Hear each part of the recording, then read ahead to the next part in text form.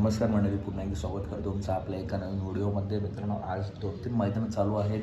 कासार शिरंबे मैदानात आपल्या सर्वांचा लाडका द्वादशी नंद केसरी बकासूर आणि त्याचा भाऊ महाराज हा ही जोडी मित्रांनो एकत्र नाही पळणार, वेगवेगळ्या पायऱ्यात पळणार आहे. महाराज पळणार आहे आता गट क्रमांक 15 लागेल आणि बकासूर पळणार आहे गट क्रमांक 27 मध्ये तास क्रमांक 5 वरती.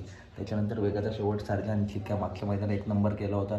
पुन्हा एकदा हा जोड एकत्र आला आहे, परंतु हा जोड पाळला आहे हिंगणगाव मैदानाच्या गट क्रमांक 19 मध्ये.